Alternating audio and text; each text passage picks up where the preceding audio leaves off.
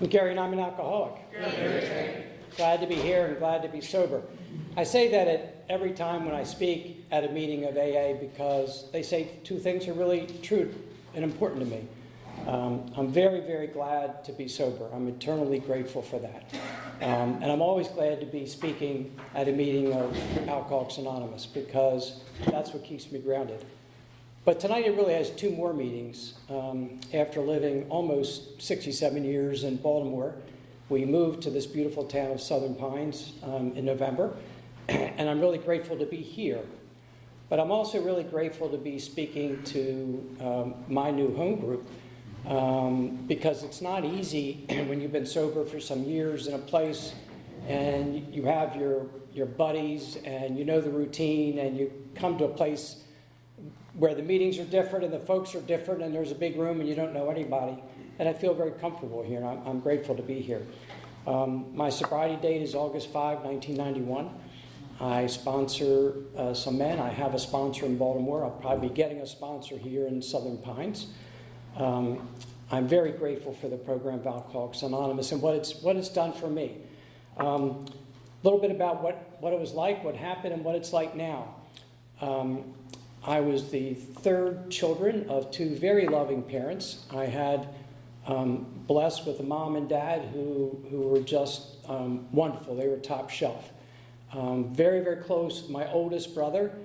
And they taught me a little bit about the ropes of drinking, although neither of them were in the program.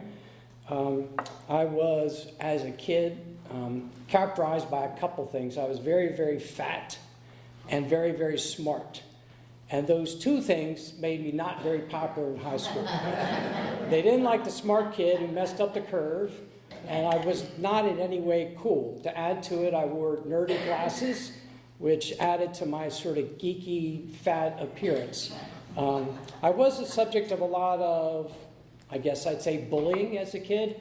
I was called Arnold after Arnold the Pig, and Pugsley, and names like that, and I didn't really... It affected me a lot, as I really kind of discovered in this program what effect it had on me.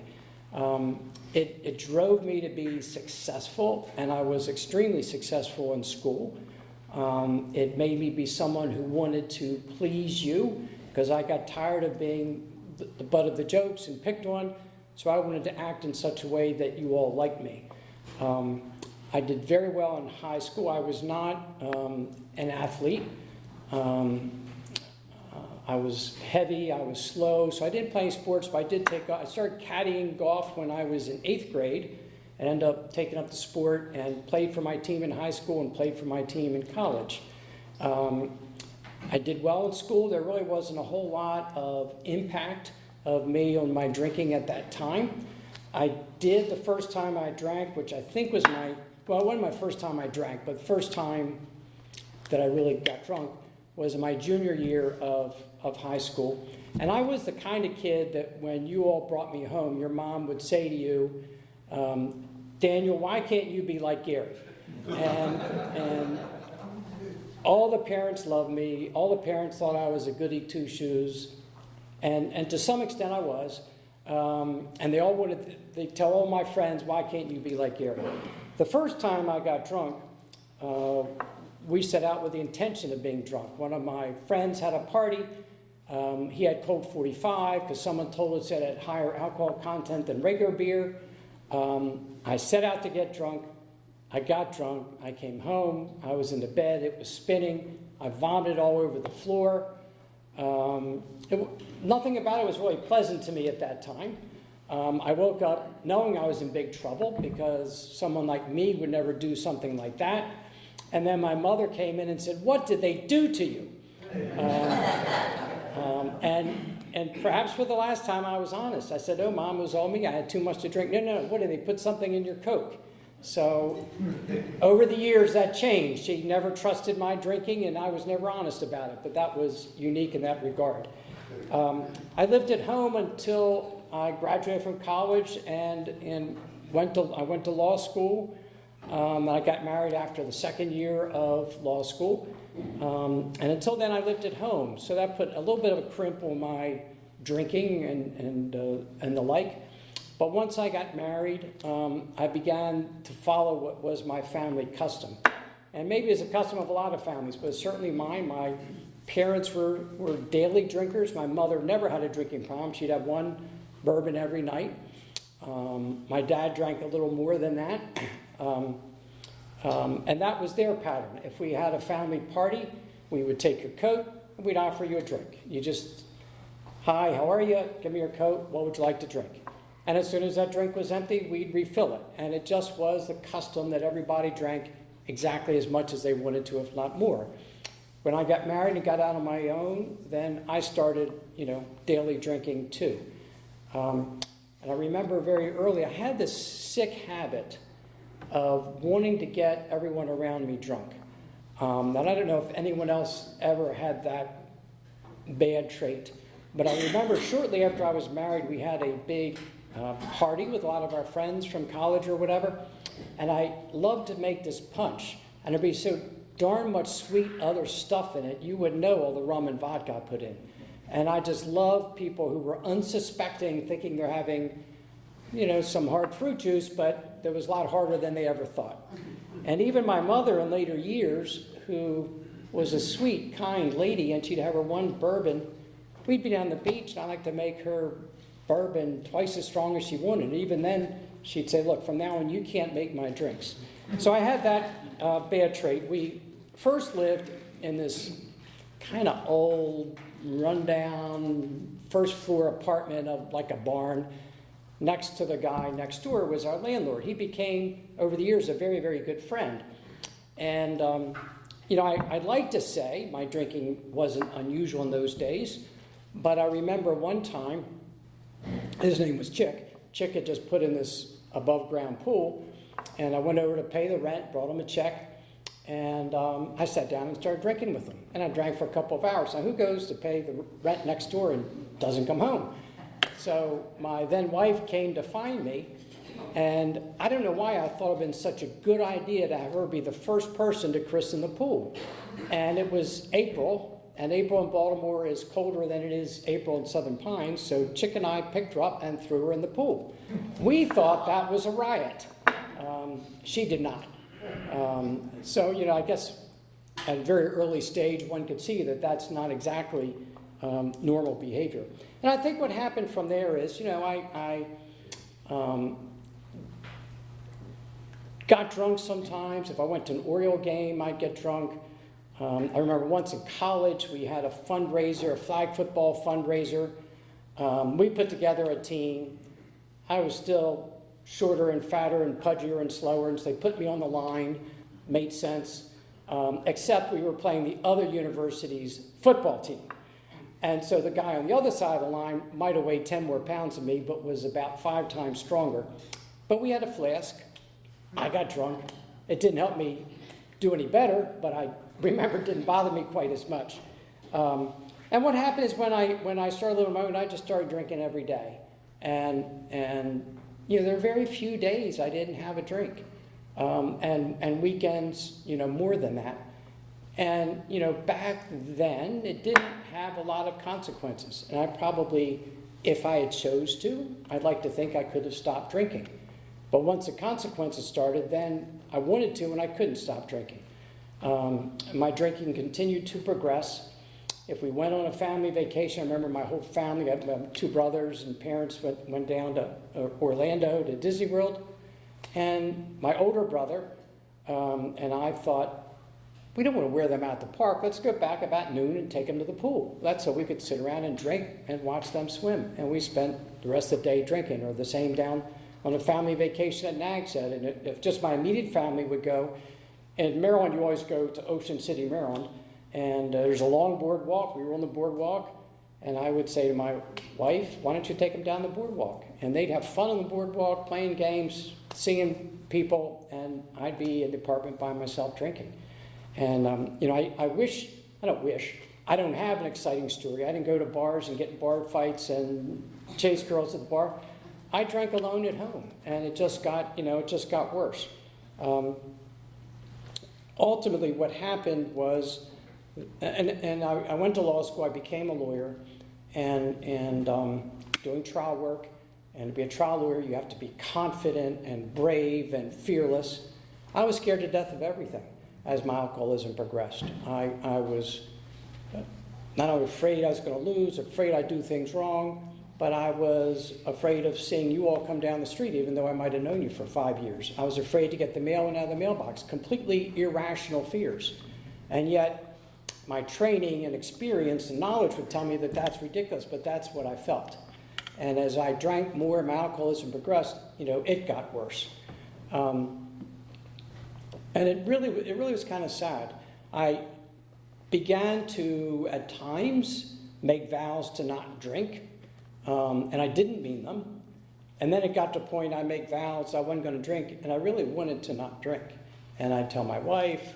My mother entered Al-Anon, both for my dad and for me, and so she was alert to things, but I just couldn't not drink. It had gotten to the point where instead of just having a drink every day, I would drink and pass out every day, and I'd wake up and the drink would still be by my night table. I wake up at 4 a.m.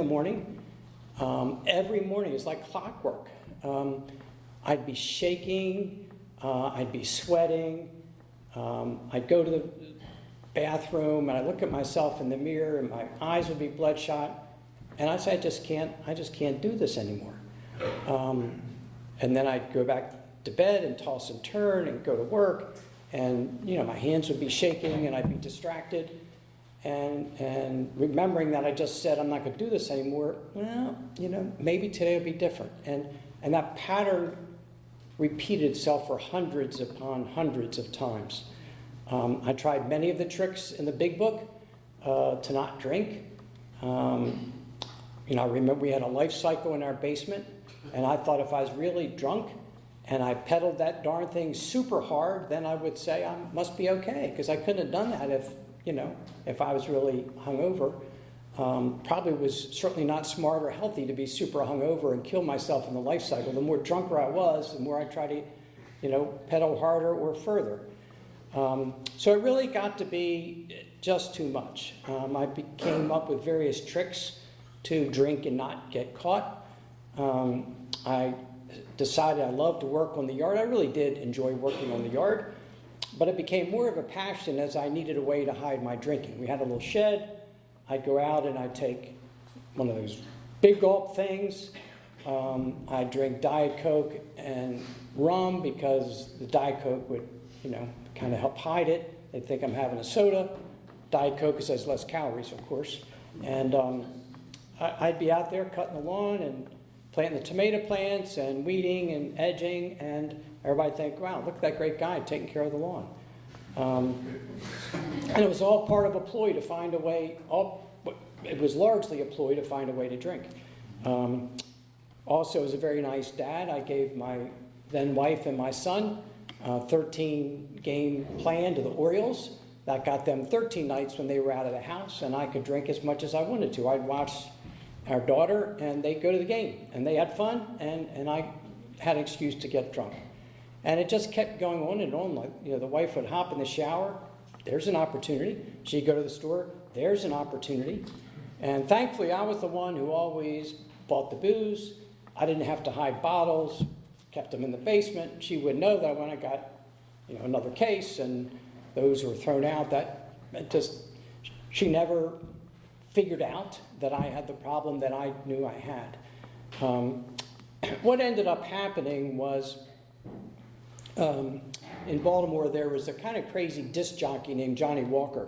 And if you're in Baltimore, you would, and were older, you would remember him, because he was just very off color, told a lot of sort of on the edge jokes that semi-inappropriate. And he used to have a thing where he'd have these nightclub parties every now and then. And they were always wild and crazy and sort of famous in the area. But he announced that he was going to give up drinking for the month of February, because February is the shortest month and Lent was too long. That made a lot of sense to me. So to prove I wasn't an alcoholic, I told my wife, I'm not going to drink during the month of February. And I did that successfully. Except the last week, I just couldn't wait for March 1 to come along. And I kept planning that drunk. And then, of course, when the next year came around, I had to prove myself all over again. And this time, I made it about halfway through the month. And I drank the other half of the month without ever getting caught. And I got all those compliments. Well, you did it again. That's great. That's wonderful. You could not drink for a month. So then in the next year, I had to try it yet again, except this time, I had no intention of ever trying a single day. And drank every day that month and didn't get caught. And what that shows to me is the progression of this disease. That in just really the space of 2 years, I went from being able to not drink a month to not even able to not drink a day. What happened, kind of a couple things happened that summer that came together. One was when we went to Ocean City, there was always a big party on a Monday. My mother and father were coming down. My dad by then was in recovery. He first got sober 3 years before me. And so I know he's sober and he doesn't drink. And my mother's in Al-Anon. That's not really my program. I'm not sure that she followed all the dictates because she watched me like a hawk instead of detaching with love. But I knew that she was very fixated on my drinking. So that they always had this huge cocktail party on Monday night. And I always got drunk at it, but this time I wasn't going to because Mom and Dad were there. I was very proud of Dad. He was always a kind, gentle man, but when he drank, he was much less so. But when he got sober, he just became a beautiful, warm, kind man. And I didn't want to let him down, and I didn't want my mother scoping me out. So I wasn't going to get drunk then. But I failed. I got drunk easily. And shortly after that, I was out working on our lawn. In fact, I can remember exactly where I was standing then. I was edging the sidewalk with one of those power edgers, and my son, who was then 10, about to have his 11th birthday, came up to me and said, Dad, and right next to me is my big gulp, half full rum and half full Diet Coke. Dad, I'm so proud of you that you gave up drinking. And I said, thank you, buddy. And, a little thing, but it really affected me because he was a really, really good kid, and I lied to him. I took credit for not drinking when there I was hiding my drinking in front of him. We've always given him a crab feast. Probably don't even know what a crab feast is. We steam blue crabs. We put them in salt and hot pepper. We sit around a table like that. We throw them on the table. They taste great. You peel off the shell. Anyway, you have a fun time together. And we always do that for him on his birthday, and that tradition has continued almost up until COVID, I guess. And I was not going to drink for his birthday, in part because of what had just happened, in part because Mom and Dad were coming over, in part because I was trying not to drink, in part because of what had happened that February. And so I really wasn't going to drink at the party, but I thought the party hasn't started yet. So I can have a drink or two before the party started. And of course, you all know what happens then. You come up and I fix you a drink and I take a little, and you come up and I fix you a drink and I take a little. And I got really drunk. And I was very good at being able to, and this was kind of my life then, to get drunk secretly, be drunk, and act completely sober and pull it off. And that was the existence I had. And it was hard and no fun because you're always worried someone's going to find out. And when someone finds out, the shit's going to hit the fan because I know you've been lying about it for all this time. And I don't know, between the shakes and the slurring and the not being able to walk well, how people didn't figure it out. Mom and Dad knew, but others didn't really.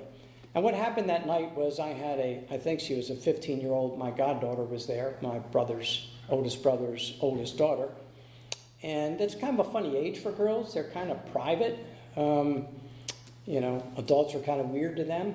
But we always had a special relationship. And she got me in the corner of our deck and she talked to me for about an hour. And it was very, very important to her what we talked about. The trouble came that the next morning when my wife said, "What did Maureen talk to you about?" I had no idea. I didn't recall a single thing. And some things I've been able to explain, like maybe I had blackouts before, but there's always, I didn't hear her right. I mean, there's always something, but there's no way I could have not recalled that. And I don't know, my wife didn't fixate on it very much. Like, I'd have been like, how can you forget? But in my mind, I was like, how could I not know that? Because the one thing I always felt I had was an extremely good memory and power of recollection, and it told me something was wrong. My dad had done, as the big book said, he gave me a directory and didn't do much else to really push the program on me. And Baltimore is very different with meetings only in the sense there's so many of them. So they're all over all hours of the day because the city being so much bigger. And I was driving out from downtown Baltimore on one of our major streets. And I was coming home from work, and it just, all this stuff was hitting me from February, from Lion to Buddy, from the party at Ocean City, and from this. And I was like, you know, I guess God told me I need to get to a meeting. And I pulled over, and I pulled out the directory, and lo and behold, I had stopped at 5:20 right at the entrance to one of the major meetings in the Baltimore area. I didn't know that until I opened the directory. So that was my first meeting. And, you know, I always think, I might have heard we have an orientation committee, I don't know, but I always think that's really important because I'm going on the elevator in this building to this meeting, and everybody's talking about working the steps and what steps are you on. It made no sense to me because it felt like saying, we're on an elevator, what are you talking about? It made sense to them, but not to me. And then a lady came up to me and said, can you read? I said, can I read? She said, well, can you? And we had this like weird conversation. I thought, well, I haven't signed up yet. I mean, you know, read what? And then people started talking about the big book, and I didn't see any big books. And it just, nothing made sense to me. But what did make sense was I heard people being very honest, sharing their story. I heard people laughing about things that initially I didn't think were very funny. But I heard them being completely honest and happy and accountable. And I was none of those things. I was full of shame and guilt and remorse. I felt like a big fraud. I lied to everyone in my world about my drinking. I had a terrible fear of being found out. See, at that time, what I like to say, there were three me's. There was the real me that was hiding and drinking and lying. There was the me I tried to show to you. And there was the me you perceived. And many of you perceive me differently than how I tried to portray myself. But here, everyone was so transparent and genuine and happy, and it was very, very, very attractive. I then started going to a meeting near my home, and it was on Monday night, like we meet on Monday nights. And it was a very big meeting. 70, 80 people would come, and that was nice because I could go in the back, and I could sit and watch and not be found out. I had a big fear of seeing anyone I knew because it was right around the corner. Lo and behold, the second meeting I went to, there was my golf teammate from high school and college. We played together in high school and college. He was there. And I was sort of embarrassed, but Mike said, you know, hey, I'm here for the same reason you are. Let me, you know, I'm glad to help. And, you know, so he's been sober for quite a while. And I began to feel comfortable. I think what I did for a while was, you know, my sponsor in Baltimore said, before you work step one, you work step zero. This shit's got to stop. And there's a lot of truth to that. And I like to think, in many ways, I worked the first step without really knowing it existed. Because if I felt I had power over my drinking, I would not have come into Alcoholics Anonymous. And in my core, I realized I was powerless. I could not imagine my life continuing to drink. But I also could not imagine my life not drinking. And that's where I felt stuck. And I also, if I was able to manage my life as I wanted to, if I could have a party for my son and not get drunk and embarrass myself, I probably wouldn't have come into Alcoholics Anonymous. So I think on some level, I began to work step one internally without really knowing that. I didn't do anything the way I was supposed to when I'll put supposed to in quotes because there really aren't many supposed tos in this. But I've always taught and been taught that when you're new to the rooms, at least this was kind of our recipe in Baltimore, You get a home group, you get a sponsor, you work the steps, and you do 90 meetings in 90 days, which might be a little harder here because there aren't as many meetings, but that was always what we would tell sponsees. I did a meeting a week. I didn't get a sponsor. I didn't make it a home group. And I heard the steps, but I certainly didn't work them. That was my program for the first 3 months. Now, thankfully, despite doing all that wrong, I kept coming back to meetings. To that meeting, only one meeting a week. And what ultimately happened was, and I was in the beginning trying to disqualify myself because my wife was kind of clueless, so she didn't kick me out of the house. I had not gotten a DWI, although I could have on many, many occasions. I used to drive my mom and dad and my family up to southern Pennsylvania, which from where I lived was only 40 minutes or so.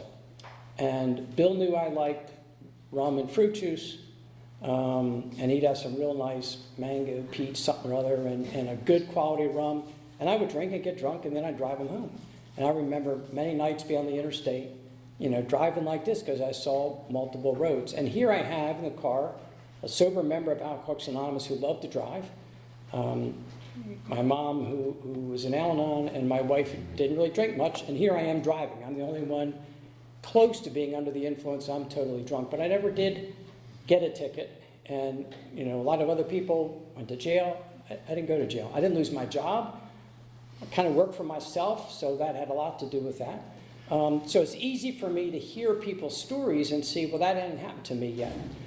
But what changed was one of the old-timers at the meeting, which would be someone, I guess, like myself now, came up to me, and his analogy was a book. That the book, the story of an alcoholic, the book goes chapter after chapter, it keeps getting worse, and you can close it anytime you want and put it up on the shelf. You don't have to go to prison, you don't have to lose a job, you don't have to have serious health consequences. You can close that book anytime you want and put it up on the shelf, because the only requirement for membership is a desire to stop drinking. I was having some physical consequences. I went to the doctor and my liver numbers were off. Either they weren't so bad or he didn't say anything about it drinking, but when I heard that, I knew that was a sign. So I ended up getting a sponsor at that meeting, my first sponsor, and he made me the coffee man. And it was one of those big pots that takes like an hour to perk. We'd set up the room. I'd get there early. I'd meet the other home group members. And I did that for about 3 years at that meeting. And then when we moved to a different part of town, for about 15 years at that meeting. And I really loved that sponsor. There are two things he did every time he shared. He always made you laugh, and he always scared you. He'd always have a story about how deadly serious this disease is, but he'd always have a story. And I worked the steps with him. I felt very comfortable in sharing my fourth step with him. And he got me to go to more meetings. And I asked Bill, I said, Bill, how long do I have to go to meetings? Like, I'm focused on college and law school. How long until I'm done? He said, well, you have to go to meetings until you want to go to meetings. And I thought that was a good line. So in the beginning, I went to meetings because I had to.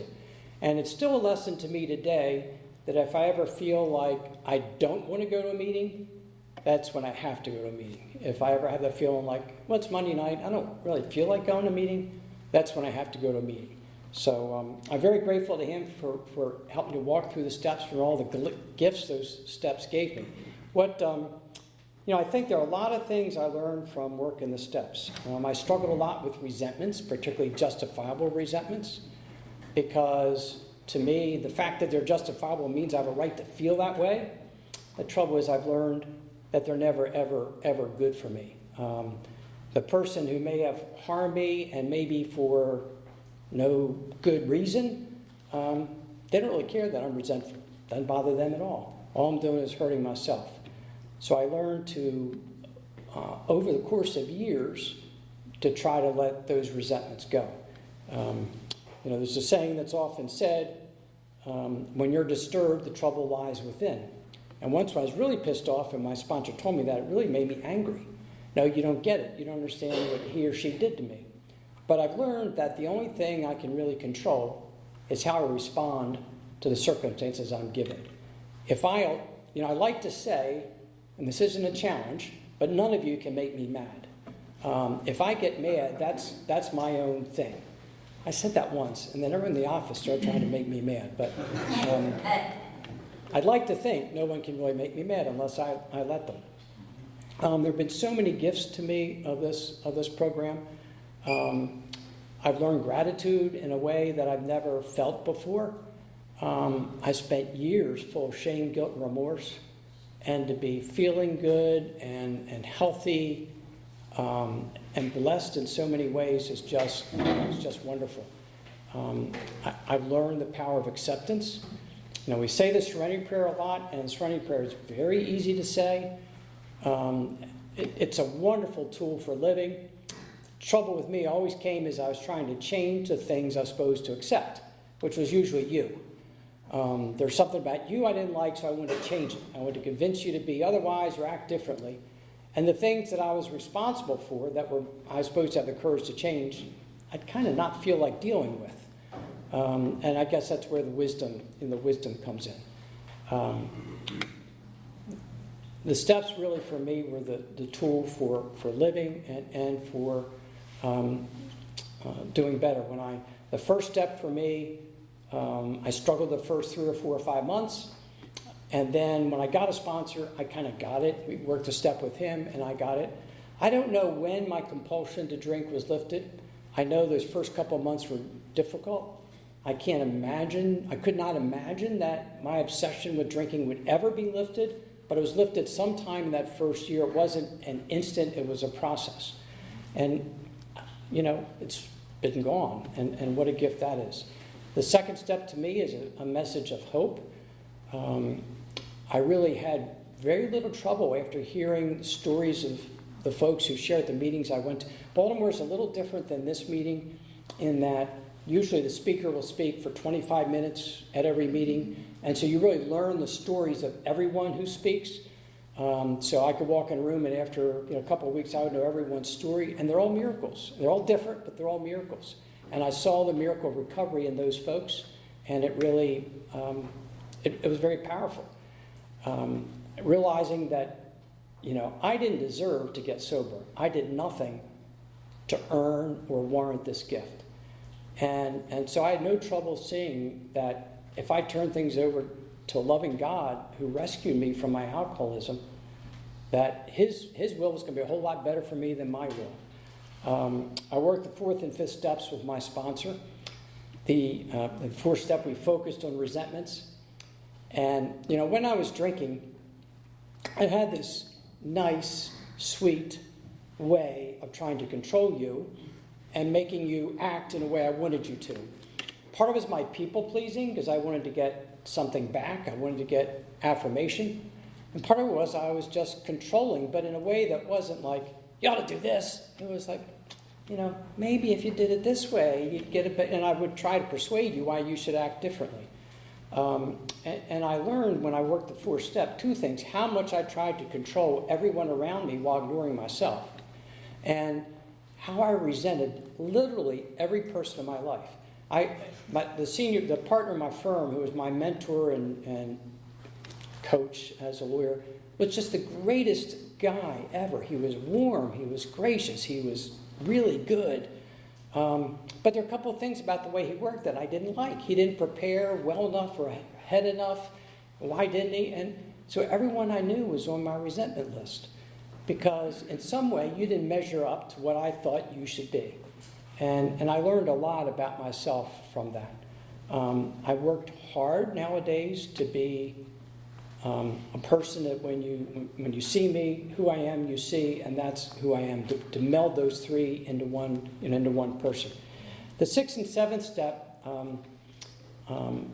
to identify my character traits, that's an ongoing process. My character defects will kind of always be there. I'm not good enough to remove them. What's happened is the more harder I work at them, the more willing I am. Gradually, they're less present, and there are better things that fill the hole. But I always have to be on guard for them. then I did the 8th and 9th step, and in the beginning, I really wanted, when I made an amendment to somebody, that I'd get something back like, oh no, that was okay, or no, it's really more my fault than yours, or at least, oh, no problem, you're forgiven. And it's was hard for me to not do the 9th step without one of those things that I wanted to get back. But I've learned it's unconditional. It's just about me taking care of my side of the street. And often, that's one of those positive reactions is what we get. The 10th step is wonderful, to keep working to make things right when we do them wrong. And the 11th and 12th step to me are the foundation of the program. I don't know how many times, and this group, one of the things that impressed me so much is the service you guys do, some organized and some not organized, person to person. But I don't know how many times I'd be sitting at my desk full of stinky thinking, self-absorbed, something's bothering me, and a guy in the program would call and say, I got a problem, can you help me? And I'd listen to him and help him, and then whatever's on my mind all of a sudden just doesn't matter anymore, it's gone. So the steps really for me are the tool for living. I have learned that this is a really, really serious disease. I used to run the law firm in Baltimore, and at one of our big Sunday meetings, there was this woman who started coming. She moved there from Pennsylvania. She had an incredibly powerful story, a very low bottom, and I forget how many years of sobriety, 10, 12 years. It was a very, very powerful story. And then one day I saw her in my office, and I, kind of figured that out. It ended up, she was sort of struggling a little bit at work, so I kind of moved her to work closer to where I did so I could be more support to her. In fact, she became kind of my paralegal's helper, assistant. But at some point in time, something didn't seem quite right about Jenny. And I kind of kept my eye on her, realized she was going out at lunch and getting drunk every day. And I confronted her about it, and we both knew what the big book said, and so I gave her a chance, and she went to a rehab facility, and she came back to work and did well for a while, and then the same thing happened again. And she came and she said, you gotta let me go. And I did.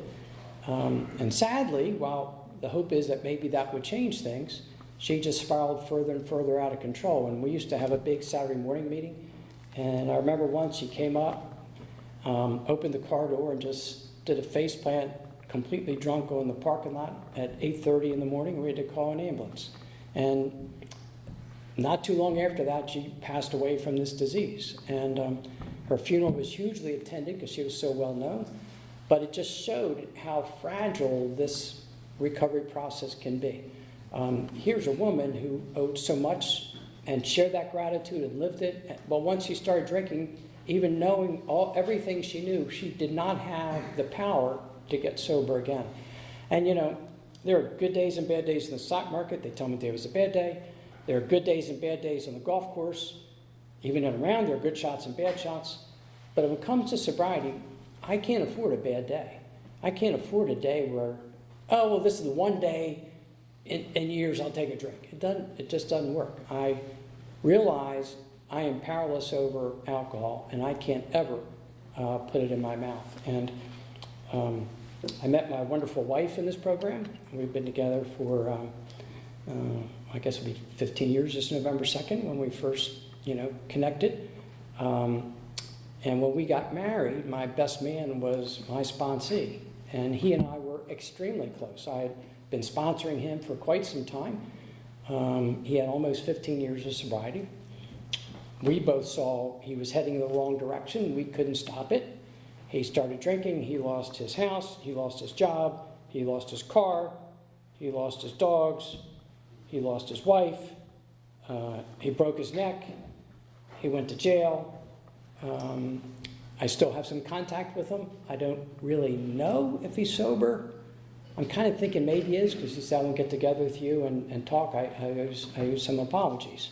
But it was just tragic to see how he lost everything he had built up. And he had a very powerful program. We went to a lot of meetings. So it's a very fragile what we share here in this program. But the one thing that I there are a lot of gifts I have from this program, but to me the most important one is I never have to take a drink again. I know that if I keep doing what I'm told, I never have to take a drink again.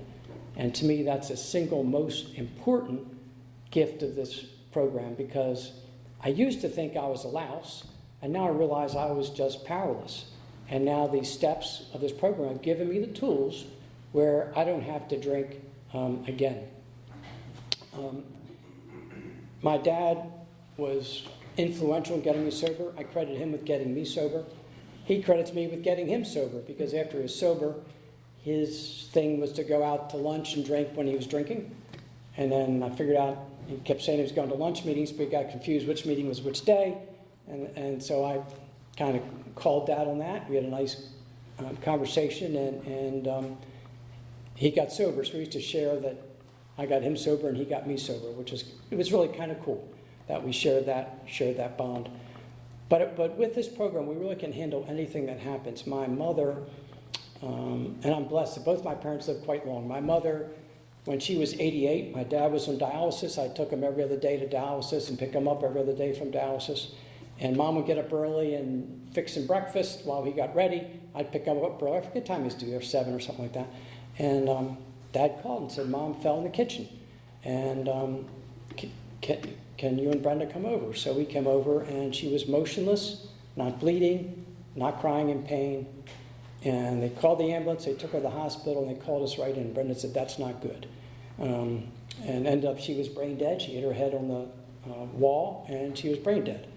And it was sudden and very upsetting and hard to deal with. And then we buried her, and Dad had had a cough at that time, and it got a little worse. It was March or April, and it was a cold, windy day. And that night, we took him to the hospital, and to that morning, just the day after we buried Mom, the doctor called from the hospital and said, your dad's in intensive care, we don't think he's going to make it. And I started crying to Brenda, said, I just don't know how I can do this. But she said, sure you can, we'll do it together. And he recovered from that. He lived, struggled with a lot of things during the remaining months, except he enjoyed his little bit of bachelorhood. The neatest slob you ever want to meet, we'd go in and the papers be on the floor because Mom was always fixing them up. But anyway, he ended up, he fell and broke his hip and did very well in the hospital until all of a sudden he didn't, and he died rather suddenly too. So, you know, it's so wonderful, the program, with so many people in the meetings came and helped us. They took over all the food arrangements for us and all that, and it was just wonderful. So I just would kind of implore each of you who may be new to know that this really works. In Baltimore, we always say, and I guess here sometimes we do, it works if you work it. And to me, that's an absolute promise. Like, I don't always know why it works, but it works if we work it. And if anyone's looking for a solution, this is where the solution lies. And so, as I said in the beginning, I'm very grateful to be here. I'm very grateful to be sober. And thank you for letting me share.